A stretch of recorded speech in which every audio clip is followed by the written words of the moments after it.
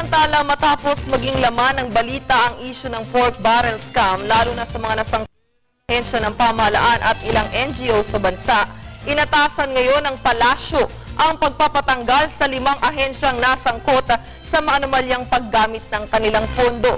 Inihayag naman ng pamahalaan na seryoso silang sugpuin ang korupsyon sa ating bansa. Para sa detalye, balitaan mo kami, Julius Di Sabro. Masusing pag-aaralan ng mga mambabata sa Estados Unidos kung pipirmahan nila ang inilabas na resolusyon ni US President Barack Obama tungkol sa isang military force laban sa bansang Syria.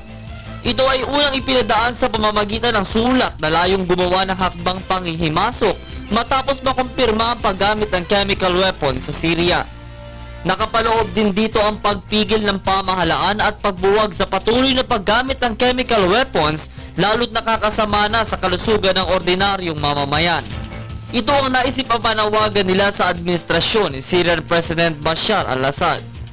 Naniniwala naman si Pangulong Obama na may kapangyarihan siya para maglabas ng military action pero magiging limitado ito at walang ipapadalang ground troops. Kailangan pa din naman umanong ng kaukulang debate dahil sa laki ng isyung nakapaloob.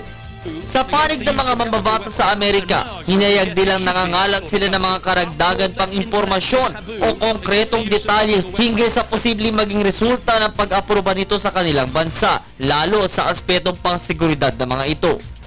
Ayon naman kay US Senator Robert Menendez, isang public hearing ang nakataktang gawin ng Senate Foreign Relations Committee ngayong linggo para talakayin ang mga isyong nakapaloob dito bago sila magbitaw ng kanilang desisyon. Maaalalang lumabas sa ilang investigasyon ng Estados Unidos na nasa mahigit 1,000 katao ang namatay dahil sa chemical attack na naganap noong Agosto 21. Nais pa din naman ang gobyerno ng Estados Unidos na gumawa ng paraan para mapahupa ang kaguluhang politikal gaya ng krisis na ito lalo sa ibayong dagat. Para sa Telebisyon ng Bayan, ako si Julius Di Sabro.